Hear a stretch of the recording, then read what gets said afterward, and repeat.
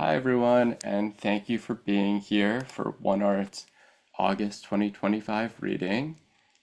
We have four wonderful featured readers today: Julia Carolyn Knowlton, Michelle Bidding, Heather Kays, and Sonia Greenfield. And again, appreciate all in attendance and all who will be watching later. So, why don't we just start right in with readings? I'm going to start with an introduction. Heather is going to be our first reader. Heather Kays is a St. Louis-based poet and author who has been passionate about writing since age 7. Her memoir, Pieces of Us, dissects her mother's struggles with alcoholism and addiction. Her YA novel, Lila's Letters, explores healing through unsent letters. She's currently seeking a literary agent and publisher for Pieces of Us, for those out there listening, along with 6 chapbooks and 2 full-length poetry collections. She runs the Alchemists, an online writing group and creative community, and is drawn to stories that explore survival, identity, and the complexity of being human. Heather's work has recently appeared in such fine journals as One Art, Cosmic Daffodil Journal, Chiron Review, The Literary Underground, The Rye Whiskey Review, Shine Poetry Series, and McSweeney's Internet Tendency, which is very cool. Her debut poetry collection, Myths in the Feed, Poems of Performance, Pain, and Perseverance, which is a mouthful, was just released from Crying Heart Press. And I know Heather's very excited and can share about this, and I will share a link in the chat. Heather, thanks so much for being with us. Thank you so much for inviting me. Very honored and excited to be here for a couple of reasons. One Art is my absolute favorite literary journal. It's just the truth. Sorry, everybody else. And this is the first time I've ever been featured, and it hasn't been me and maybe one other woman, and then all the rest men. So thank you for that. Love that. I have some surprisingly hopeful poems I'm going to read today, which is something I try to write when I can, when it strikes me, but it doesn't usually come out that way. I write a lot about trauma and grief and healing, trying to heal. So this first one is for and inspired by Louise Luke. It is called The World Keeps Blooming. Even when I couldn't get out of bed, the daffodils didn't ask for permission to bloom. They just did. Loud yellow trumpets singing into a sky I hadn't looked at in days. The wind still danced with the tall grass, brushed soft fingers across my bruised cheeks like it didn't know my world was ending, or maybe it knew and still came anyway. Even when my bones ached from remembering, the coffee still brewed bold and bitter, filling the kitchen like a promise. You're still here. Even when I screamed into a pillow, the sparrows kept singing anyway, and the robins kept returning to the same crooked branch outside my window, building nests like faith. The earth didn't pause for my heartbreak. It spun, not out of cruelty, but out of love, because it knew what I'd forgotten. Hope isn't always loud. Sometimes it's the scent of basil in the heat, the hiss of rain on a roof you thought might cave in, the way your body still reaches for the sun. This next one is inspired by Sylvia Plath, and it sort of fits in with Myths in the Feed as well. It's called Screen. I am glass and glow. I take without asking. Every version of you, filtered, frantic, cropped, lives in me. I don't lie, you do that just fine. I only echo what you swipe toward. Your mother scrolls through me looking for youth. Your ex pauses on your story, then keeps going. You call me a reflection, but I am more and less than that. Every morning you show me your face like a hostage photo, half lit, eyes pleading. You keep showing up like habit, like grief, trying to love the ghost you've retouched into existence. And still, beneath every swipe, every practiced smile, I see the girl slipping under. She didn't drown. She was pulled under by hands she once trusted. The woman doesn't surface. She claws her way up, spits salt, lights a cigarette with yesterday's fire, and dares the screen to look away first.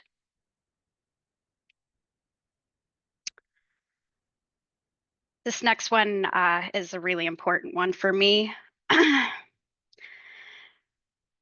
I wrote this for my brother Devin, who wrote a poem called Caged at the age of 12 and recently found it on an old live journal. And we read it together and then both cried our eyes out. So I wrote this poem as a response to that. It is called Still It Sings. The bird doesn't sing, not at first. It just stares, tiny eyes like burnt out bulbs, feathers melting like cigarette ash. The cage was never golden, just rust and the smell of metal on skin after a slap you didn't see coming. It didn't chirp, it keened, a sound somewhere between a sob and a war cry, like it had seen too much but couldn't make you understand. We watched it from the kitchen between silences and shattered plates, pretending we didn't notice how it twitched every time a door slammed. You said it was tired. I said it was scared. But what did we know? You 12, me old enough to know better, but still too used to the sound of nothing. One day you left the door open like a question, like hope, but it didn't fly. Just sat there, bones folded like secrets, head low, as if freedom was just another lie we couldn't afford to believe in. Still, I swear in the quiet before the night swallowed us whole, it sang. Not loud, not pretty, but enough. A single threadbare note that climbed out of its throat like it remembered what sky tasted like. And maybe that was all it had left. Or maybe, just maybe, it was trying to teach us something before it went. I carry that song still, tucked behind my ribs next to the bruise that never faded. And some nights, when I forget to hope, I swear it sings again.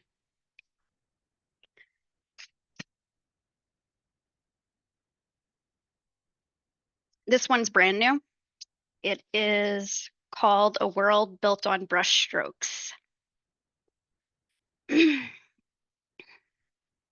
In this world, vending machines don't sell snacks. They spit out forgiveness, cheap plastic tokens you press into the palm of someone who hurt you.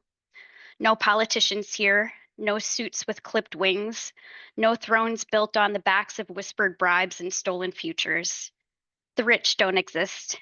Instead, we measure wealth in the weight of a song, and how many colors bleed from a single canvas, in the quiet hum of a poem that catches fire in someone's chest. Street corners bloom with murals, painted not by hired hands, but by hands callous from years of scraping paint and chasing shadows. Here the air smells like wet charcoal, like fresh ink drying on skin, like sweat and regret and hope all mixed into something you can taste. Museums aren't locked glass boxes. They're living rooms and basements, kitchens where laughter and raw bleeding art fall from the ceiling like rain. You don't get paid by clicks or likes. You get paid by the pulse of someone else's heart beating faster because you dared to be messy and true. There are no walls around success, just open doors. And neighbors who know what it means to break and to build again. And yes, sometimes the machines jam. Forgiveness gets stuck between the gears because old wounds refuse to unspool. But even then, we keep twisting the keys, keep cranking the levers because the fight to make love matter is worth every cracked tooth and every scar. This is our world, hard, bright, shaped by fists and paintbrushes and music that refuses to be silenced, by voices roughened and rising like waves. A world where beauty is rebellion, and rebellion is the only way home.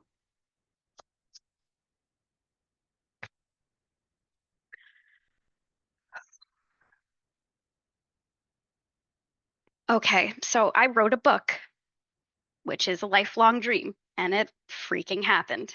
This is the book. uh, it's a collection of micro poetry.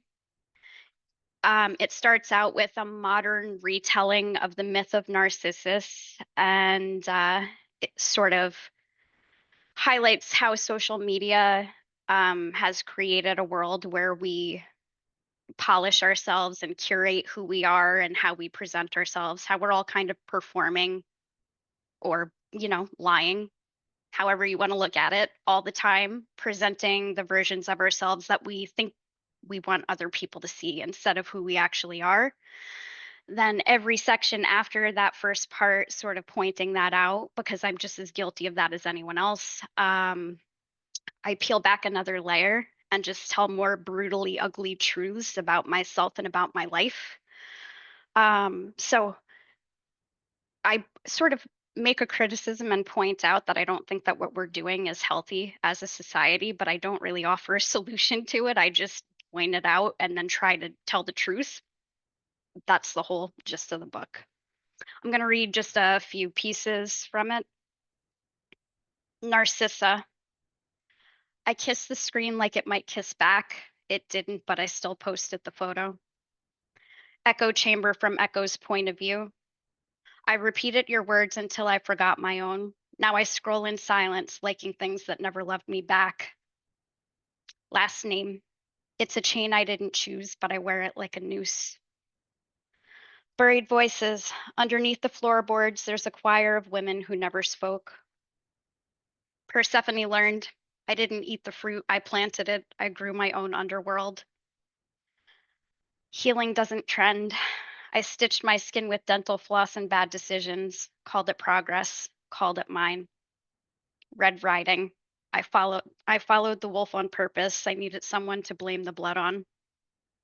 Unsent letter to my body. Sorry for the years I fed you poison and called it control. Slaughterhouse love. Your hands felt like butcher's gloves, slick with something you swore was tenderness. Ash Wednesday. I kissed you like a cigarette, knowing I'd cough up pieces later. Receipt. I paid for your silence and bruises and bail money. Keep the change. Halfway house heart. You can crash here, but don't unpack. I'm not that kind of home. 2% milk. You said you liked me soft, so I thinned myself until I vanished in your coffee. Instructions for loving me. 1, don't. 2, if you must, bring whiskey and forget how to ask questions. The ones I never sent. My drafts folder is a graveyard of almost forgiveness. The art of disappearing. I shrink just enough to be loved, then vanish entirely once you believe it was your idea. Thank you so much. I really appreciate this.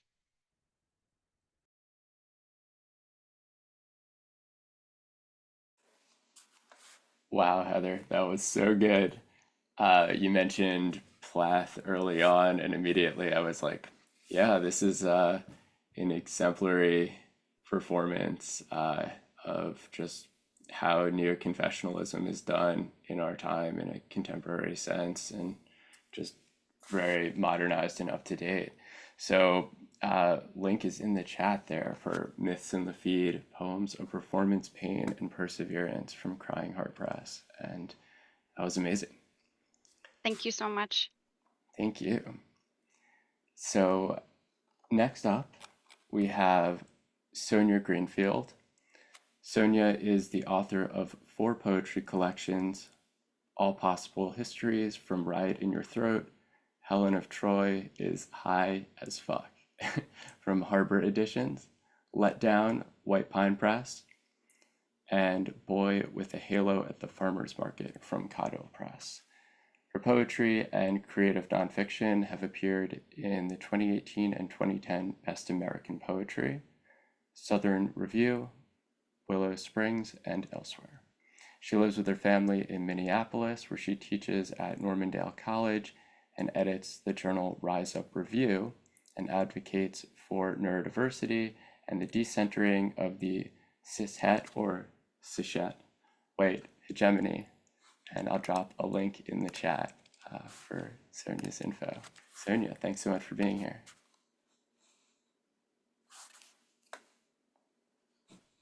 Thank you, Mark, for inviting me, and thank you all for taking time out of your Sunday to be here. I've been writing a lot of poems that are sort of that I think of as relating to being a member of the sandwich generation. So they are sort of about like raising a teenage son and also about my mother and my mother's sickness and then passing. So I also want to make sure, though, that I'm keeping uh, the timer going. Right. So here we go. And yeah, okay. So my first poem, and I'm reading ones that were in one arc because that sort of seemed like the appropriate thing to do. The first one is called In Limbo. Nothing makes me happy anymore, he says, even the pleasure of Legos disassembling. At 15, he's trying to find the building blocks of bliss while robots on his shelf acquire a thin film of dust. I wish he'd disappear into books as I did, though we told our own stories at keg parties in the woods, warm foam filling solo cups, flashlights strobing through trees while teens shrieked in the forest of their smashed innocence. The kind of insanity lit by reds and blues from cop cars, making a disco of drinking, fucking, and joyriding, as if puking on pine needles and doing donuts in a parking lot are akin to childhood wonder. My son is too careful to burn boyhood down, too naive to carry a rubber in his wallet, and he can't fathom how to ford the no man's land between action figures and adult joy, whatever that means. I can't explain the smallness of it. Bees' cargo pockets stuffed with pollen, perfect leaf drawn in the froth of a latte, song shouted from the open window of a car, a languid, tongued kiss. I don't want to tell him how, from where he stands, his future may look elaborate, like hand-tatted lace woven with the story of civilization. But my vantage reveals it's all just mating and children's drawings lining a hallway that leads to the abyss. How could I when he says he's taking it slow with a girl in karate who gave him a hug? I can only shove my own angst back into the tangled darkness edging Depew Park, where some boys I knew died by suicide, snagged forever in the stasis of the in-between. And I tell him, hold on, it gets better instead.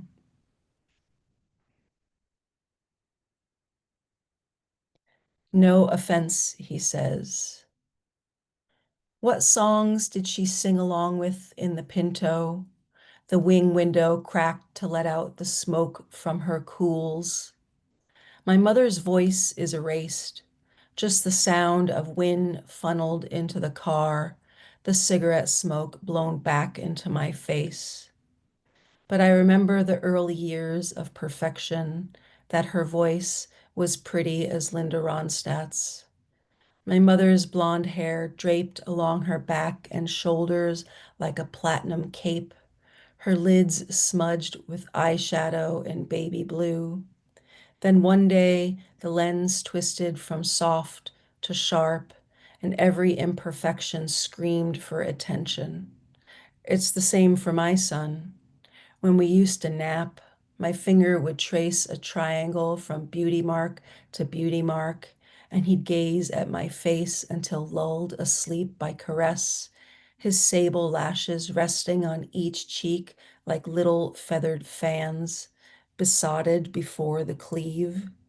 In old videos, in an old video, we sing Rainbow Connection, my quiet alto in the background, his bright squeak taking the lead.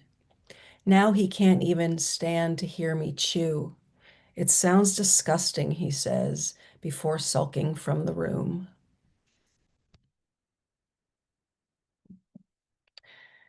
Um, okay. Coming to my senses. I drive back and forth over the causeway, and at the crest of the cement wave, my nerves judder before I touch down. Here I am in Florida again, against all I desire. My mother's chemo done, words wiped from her mouth like solvent on graffiti, memories half corroded and untethered from time. She is resigned from her life and waits in the long queue that snakes toward oblivion. Her one dachshund is so old its ghost trembles at the well of its eyes. The other still barks at me when I come. I have descended again a causeway into chaos I can't make order of, so I give myself over to it. I drive my mother through wetlands and find wilderness at the tip of the island, hot orange wildflowers along a deserted road, cormorants lifting from reeds, gators rippling clouds floating on estuaries otherwise like glass. I look for comfort in what can move me just a little. Mockingbird on a power line, psyching through an endless jukebox of songs. Even the smell of lavender shampoo in the hostel where I stay, so I can slip a wisp of hair under my nose and breathe and breathe and breathe. Late at night, I graze candy set out for guests, sampling until I'm so full I feel empty.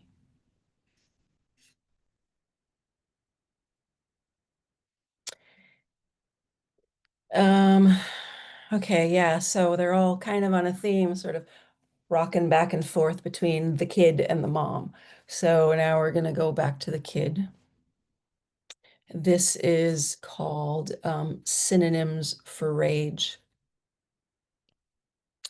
Like a bear with a thorn in his paw, thick pricker through tender pad, and the animal goes berserk, wrecking instead of thinking how to extract the spine from the blood-slick wound.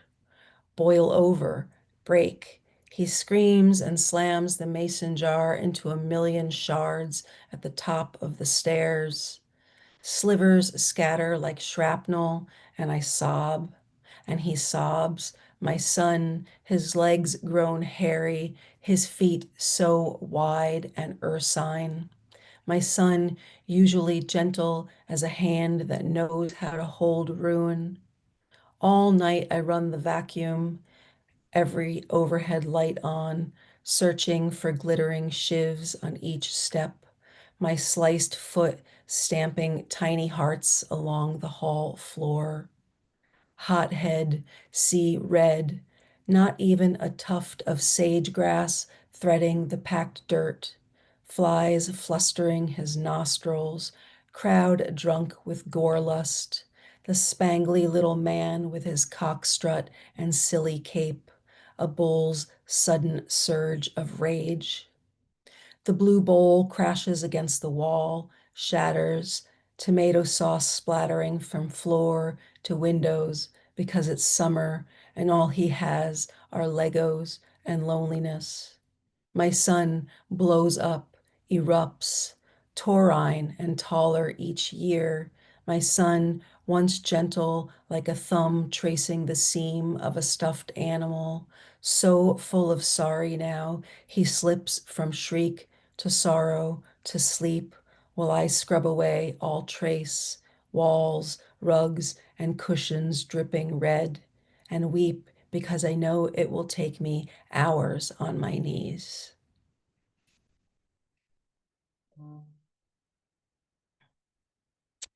Okay, I will read two more as I select which two those are. All right. I'm going to skip that one. I'm going to go, this is a new one, so let me give it a try. Some things I inherited from you.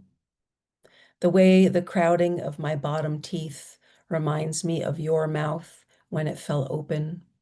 These migraines triggered by any old thing, twitch of the barometer, smoky air, too much time writing poems. The comfort that comes from uncomplicated devotion. It was one more grief to drive your dogs to a woman in Daytona Beach.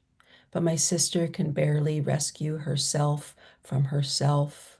And what would my German Shepherd do with two ancient Dachshunds? Your craft supplies, boxes and boxes of beads, and the silver letters meant to spell your grandsons' names, your own name disassembled and still in its little bag. A stack of recovery notebooks detailing how men harmed you. A love for stickers, pink flamingo, blue balloon, cartoon cactus, whimsy, a little like lipstick on a pig stuck to the front covers. The textured sensory circle to rub with your thumb while working through trauma in your messy left-hand cursive. Mother, I too seek repetition, sensory comfort, enlightenment. I rub the pad of my finger against the same raised disc stuck to 12 steps of adult children, like Aladdin rubbing his lamp, like I'm attempting to cast a spell. I render a half-formed version of you again and again to try and know you, to try and know myself. And then I'll read this last one. It's called Belongings. Everyone mourns their own way, my sister perseverated, pacing, unable to alight on her own plan. I went with classical, weeping in the shower of an Airbnb in Cocoa. I soaked only once in the hot tub, choosing a bit of business as usual in a Florida fashion. I suppose the palms didn't slant differently, and the only ripples and estuaries were churned by everyday gators. In the condo next door, renters threw a blowout, their enormous speaker throbbing all night against the adjoining wall, as if I could knock and say, "Can't you see we are grieving?" As if they would turn it down and to pour one out for who we lost. Back at her house, because everyone mourns their own way, we parked a dumpster in the driveway. The hands of the pink man who delivered it were cracked, disintegrating. Skin cancer, he shrugged, picking at a festering hole on the webbing between thumb and forefinger. My sister wandered between piles in the garage, picking up and putting down, unable to start. I wanted to sift carefully, afraid to miss trinket boxes storing my childhood against their torn felt linings. My brother only wanted one album of ancestors, no photos of our mother pasted to those sticky black pages, no patience for what she may have meant to her daughters, or the way things can mean. So he loaded box after moldering box into the big green dumpster without looking at what they held, his blue eyes, inherited from her, crystal clear with intention. Thank you, folks, so much. Thank you so much, Sonia. Wow, thinking a lot, uh, so many different things, but I love the way you interweave elements of sort of neurodiversity versus neurotypical moments and just interesting ways, because everyone mourns their own way. And there was a lot you sort of mentioned at the beginning about being in the sandwich generation, and that definitely came through. Um, I'm hearing a lot these days, kind of in a personal way, to some extent, about that element and sort of like the rush hour of life and how that operates for people. My brother is a Gen Xer, and so I'm just sort of watching like iterations of this play out in many people's lives, and just sort of seeing the way that people are torn in many directions, and I feel like that really comes through in your poems about just a person being torn in many directions at once. So thank you. Thank you. Up next, we have Julia Carolyn Knowlton, a professor of French and creative writing at Agnes Scott College in Atlanta. Among her publications are a memoir, a children's book, and 3 poetry chapbooks. She was twice named a Georgia Author of the Year in the poetry category, and Julia also offers private instruction online in addition to her full load of college teaching. Julia, thank you so much for being with us. Thank you. Thank you so much, Mark, for inviting me. It really means a lot to me. And thanks to the other 3 wonderful poets and to everyone who is here today. I really appreciate it. And I too, like Sonia, I thought, well, I definitely want to read a few poems that have appeared in One Art. So I'm going to start with those. One of my passions as far as poetry is very short poems. And so I'm going to read a few of those. Again, thank you, Mark, for selecting these for One Art. So the first one is my most recent poem published this month in One Art. It's called Love Struck. Love struck, all the arrows go through me, sharp and gold. Joy enters, blind, uninvited violation, as pure presence from an innate place within.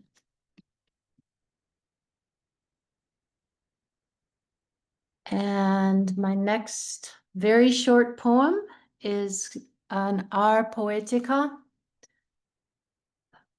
I don't know if that S is pronounced, but you'll all forgive me. Ar Poetica, I've never said it out loud, I guess.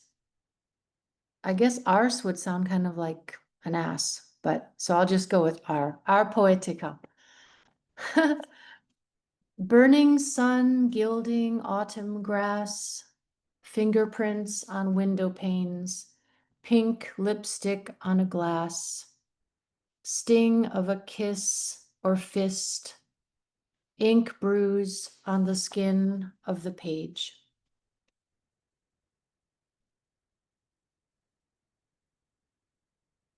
And my third very short poem is called Poems Without Metaphors.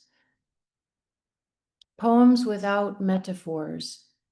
Nests with no birds, tracks with no train, blood without red, blood without blue, cupboards with no food, mouth without a tongue, lovers scorned, empty envelopes, orphans. And next I have a poem. I've written and published a couple of poems on French women artists, and I'm going to read one for you. Perhaps you've heard, she was a sculptor. I'm sure many of you have heard of her. If not, I'm going to drop her name in the chat. Camille Claudel. As Mark mentioned, I teach French full-time, so naturally I'm drawn to a lot of different French things. So in this chapbook where the poem appears, I included at the editor's request some notes on these French artists, and yes, Rodin's lover. So I'm going to read just a little bit of the notes here. So Camille Claudel, born in 1864, died in 1943, was a French sculptor. She was the student, muse, and lover of Auguste Rodin, and for decades her work was only discussed in connection to him. Let's see. In 1913, Camille was committed to a psychiatric asylum due to paranoia and, quote, mental outbursts that would today be treated much more humanely. Her family kept her confined in a psychiatric institution near Avignon in the south of France for the last 30 years of her life, and she died there. Despite her doctor's medical view that she need not remain there, Her mother and her brother, the poet Paul Claudel, ignored her constant pleas for her release. Due to her confinement, she lost the desire and the ability to sculpt. Her bronze and marble sculptures are widely recognized today as works of genius. In 2017, the Musée Camille Claudel opened its doors to the public on the outskirts of Paris. And I've been very fortunate to go to that museum and was very moved by it. So here's my poem. It's called Poem for Camille Claudel. Year after year, the bread and cup, the bed, you stand for many women, kept by men behind a window or within God's womb of stone. You remain alone though you plead to leave, cultivating hope that never bled to believe. You draw a hand to hold with a stick in dry soil. Your bold vision wasted as night consumes day, tasting the silence of a sky that tastes of clay. Okay. And I'm not going to even take up 12 minutes. This is kind of a hallmark of me, shorter poems. I'm sitting here in Atlanta in the sweltering heat. I'm sure some of you are in summer, August heat. And so at the last minute, I decided to read a winter poem. I often find myself in the dead of winter daydreaming about summer, and in the dog days of August daydreaming about winter. So I'm going to end with this early winter poem called November Song. November Song. Praise gray skies, wet yellow leaves fall to red edge. I wonder why dark winter moves voices to fear every day, every night of the dead. How hard we try to cover fear with wrong things. Hot meat gravy, a fat gold watch, words of wool, light cheer. November song, empty me out to cloth without paint, barest branches, a cup without wine. Move me to snow on evergreen pine. So that's what I have today, and thank you for listening. Wow, magnifique, Julia. Merci beaucoup. Merci. I took quite a lot of French, and tragically, I'm not fluent, so I'll spare y'all my not the best in the world French. Um, that was excellent, Julia. I thought a lot about trying to specifically build a reading around Julia's style, and basically discovered that Julia is an original in many ways, and that felt impossible. Um, and So Julia has been incorporated into this gathering. Um, so yeah, I don't know, something to reflect on. We heard some micro poems from Heather, but obviously very different. I write micro poems as well, also different. Many of us do. Donna does as well. Um, Anyways, it's very interesting just how different in the micro form itself we can all express. I also always picture Julia in Paris, and have to remind myself that in fact she does live in Georgia, and one day. I'm lucky enough to go back and forth. That sounds amazing. And hopefully at the times when you avoid, the bad weather in each place, that would be ideal, really. I'm hoping to get to Savannah in sometime in the future specifically, but I don't think August is the best moment to visit the gardens. Yeah. Anyway, wonderful. Thank you, Julia. Thank you. And last but certainly not least, we have Michelle Bidding. Michelle was recently named a City of LA Department of Cultural Affairs Individual Artist Grantee and is author of 6 poetry collections, including Nightmares and Miracles from Two Sylvias Press, winner of the Wilder Prize, and named one of Kirkus Review's 2022 Best of Indie. Her chapbook, Dummy Ventriloquist, was published in 2024 by CNR Press. Her poems have appeared in such places as The Slowdown, which is wonderful, Thrush, Cleaver, where I should mention I'm Poetry Craft Essays editor, the Poetry Society of New York's Milk Press, Heavy Feather Review, Split Lip, National Poetry Review, Swim, and of course One Art. Also featured as a Poem of the Week in the Missouri Review. Her forthcoming collection, Ruined Beauty, is coming out from Walton Well Press in the fall of this year. Michelle is writing a novel that centers around LA and her great-grandmother, who is the stage and screen actor Burl Mercer. I looked into this a little bit. A senior lecturer in creative writing and literature at Loyola Marymount University, Michelle Bidding. Thank you for being here. Hi, everybody. Thanks so much, Mark. Just such splendid, superb, delicious poetry listening. Thanks to everybody for being here on this Sunday morning. Yeah, in poetry.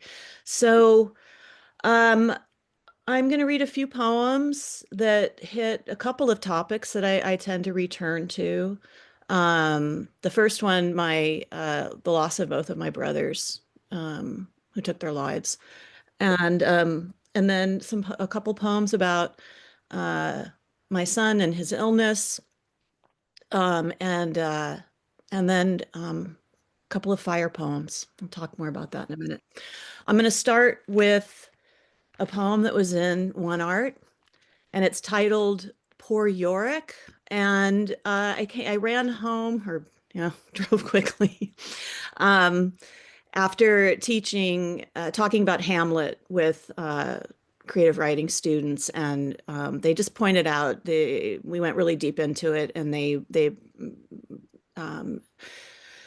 noticed and we explored this element, these moments in that where Ophelia and Hamlet both, they're really it's a plot thing too, a form thing, but Shakespeare was pretty good at it. And as they're about to go to their demise, their death, kind of looking into the void, there's this very, very vital, vibrant return to the child self, right? So that I wanted to write this poem called Poor Yorick.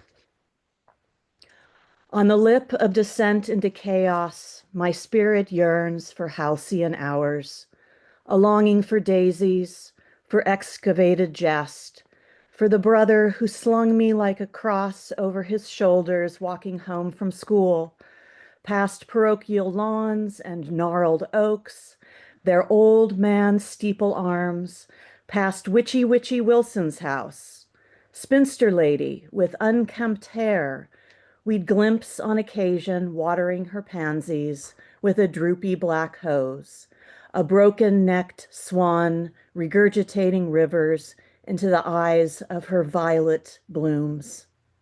Everyone crossed the street to avoid contact in case she cast a spell or tried to eat us, the irony being that when she died, she wasn't found for weeks, and rumor had it, and neighborhood kids tattled, how her cats had nibbled away at the decomposing flesh, alone in a cruel world that doesn't touch or move you until the full, dark duende shovels your dankest soil up, and with it, the skull you named brother, the one who went crazy years after he piggybacked you home, but a minute ago, wasn't it? I can hear his tender laughter, and I can touch the clown suit made of many colored squares, mother sewed, that he loved to wear on Halloween, big enough for a 6-foot man, the pleated blue and white gingham collar with pinking sheared edges that flared and circled his neck like a quilted corona, his smile belying the pit of goblins buried in his gut, an inexplicably princely and decaying gorgeous core where worms grow fat as little gods orbiting the dirt, or thrumming and laughing beneath sidewalks, the rotten marks and hard-won steps of brothers and sisters, and every living fool when you think of it, who eventually comes to pass.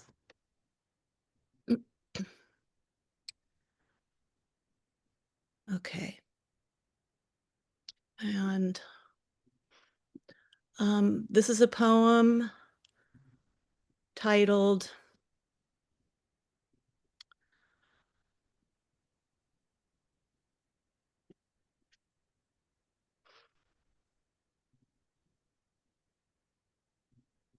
My Son Sleeps Through the Chemo While Another City's Under Siege.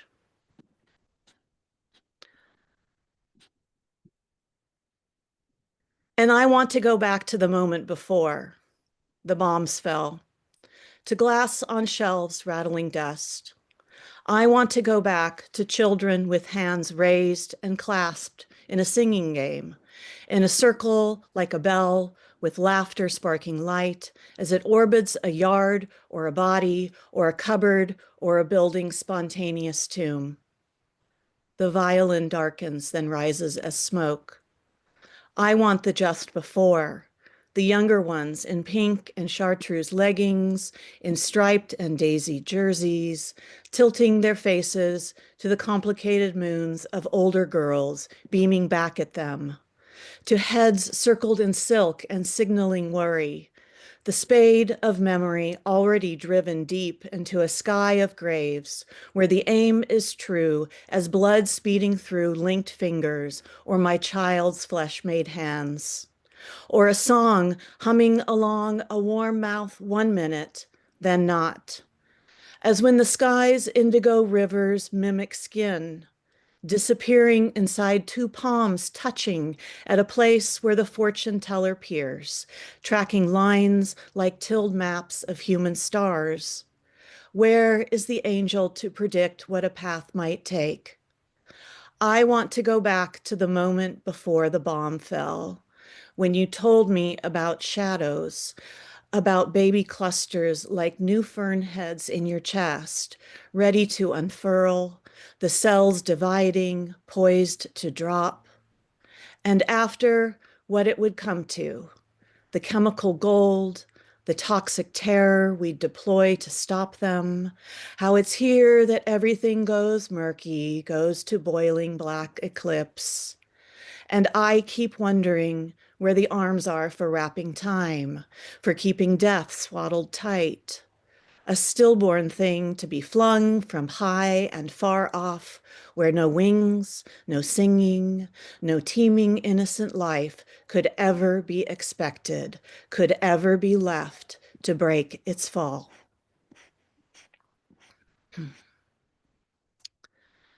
Okay. This is another poem about one of our sons, and he's okay. So yeah, we're okay. Unlike many, many, many others. Ode to my son's birthmark. Stork bite, angel kiss, salmon patch of blush epidermis, pink palm print pressed to the back of your head and hidden until you merged with the light outside my insides.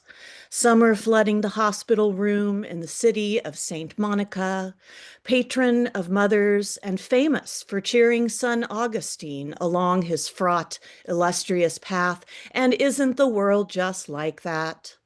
Mothers versus death since forever, as we followed it in history books and life, And certainly since you arrived on this planet so breathtakingly artful in its design on evils and delights, on miracles and mayhem, and shame on us, and on me for getting your skull cap's masterpiece, the field of Rorschach's strawberry, where I'd plant my lips so often, letting your follicle fragrance fill me, a grace-given thing.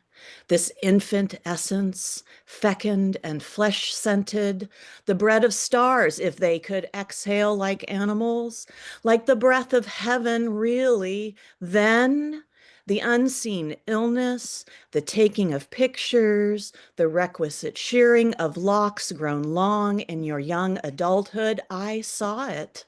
The good friends flying in with their weed and spirits, their laughter and raucous playlist, the ceremony of love your goofy lot performed, first braiding, then snipping, then shaving your head to its nubby minimum so the chemo could not get there first, that fucking devil we'd bless and curse as it snaked its orange burn around your body in the coming weeks and months, and how the shearing brought the mark into view, the rouge kiss of a long-lost lover peeking through your homemade beanie, knit by a family friend from the church we don't visit anymore, not even on holidays, or to pray in pews under stained glass, those ocular openings in the neo-Gothic vein since medieval Chartres, where divinity streams through, oh, you brave and worthy knight, your body a cathedral, your bones holy relics, humming the hymns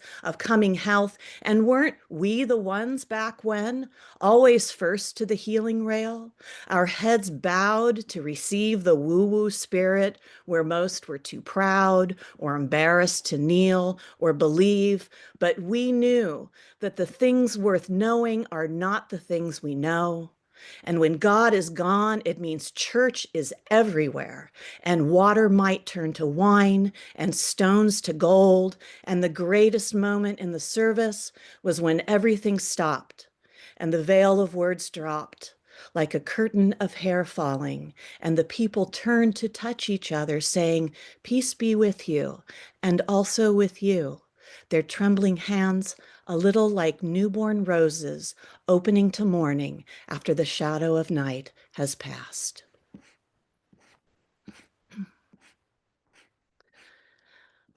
Okay. This is a little sonnet.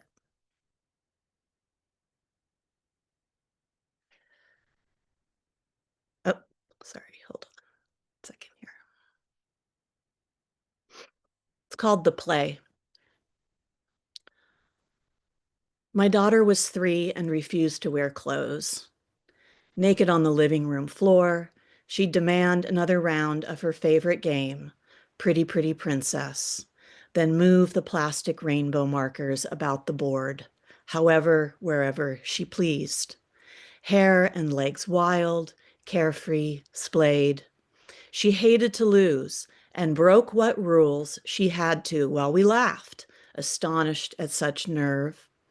Years later, she became a he and did what he had to, moving the markers around wherever, however he needed, winning the crown himself in the end.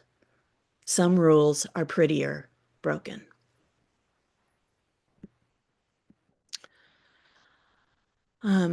So, yeah.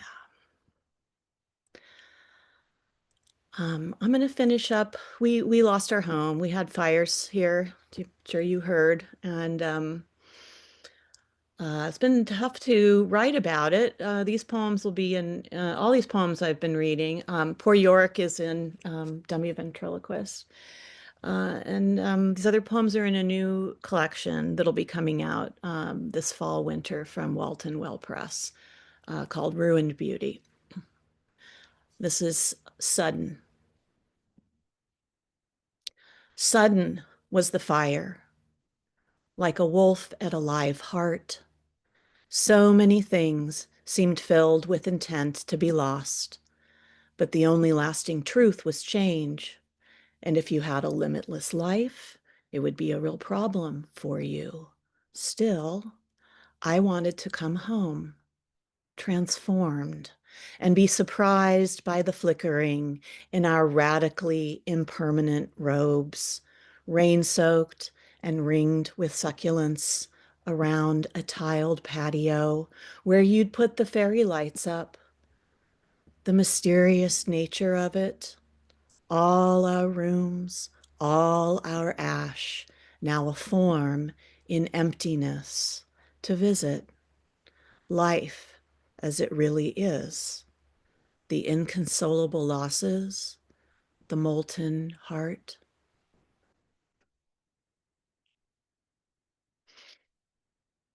This is my last poem. Yeah, that poem that I just read, you might have recognized a couple of lines, Octavia Butler, Anne Sexton, and then a reference to The Art of Losing, Elizabeth Bishop. The Clearing. Funny to think how new I felt coming out of class that day, flush from the ballet rigors, sweating down the sidewalk, a manzanita in bloom, ready to begin again. I looked to the sky, to the speaking gull passing, and beyond her an alien billowing mouth of dun and charcoal signs. I am remembering this while fumbling to clasp a bronze bracelet given to me after, because everything was lost, of course.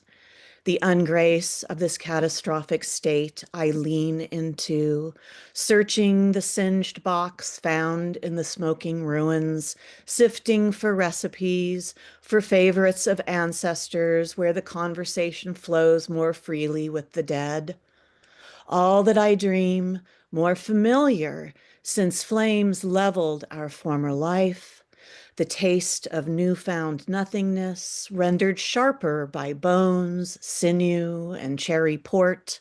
It rocks me gently, this bracing tonic poured over the lot.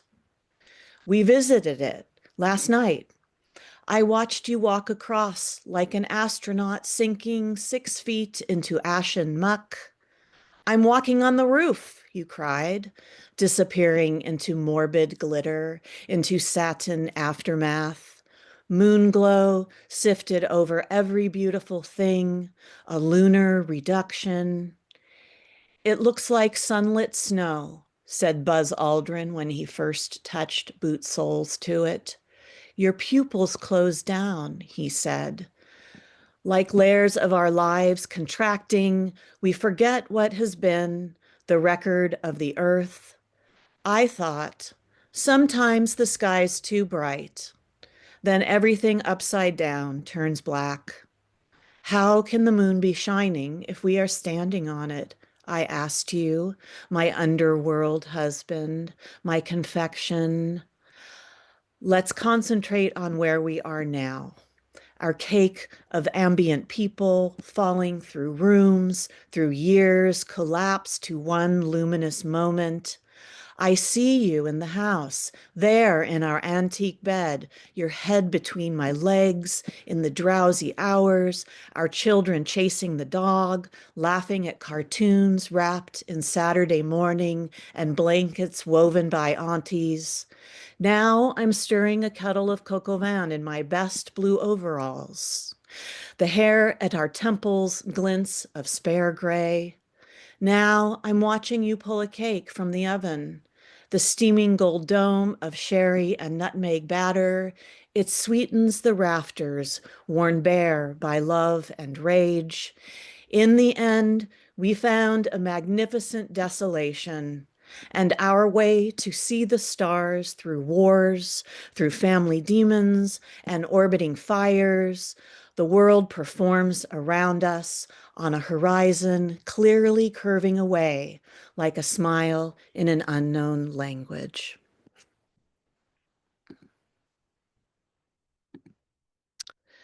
And that's it. So hopefully ends on some love there. Wow. Thank you, Michelle. I'm quite at a loss for words, really. I'll say the words pummeling and relentless come to mind with some of these poems. And I'll leave it at that for now. Thank you to all of our readers, and thank you to those with us and those who will listen later. I'm going to stop recording now, and then hopefully folks will stick around and we can have half an hour or so of community time to chat.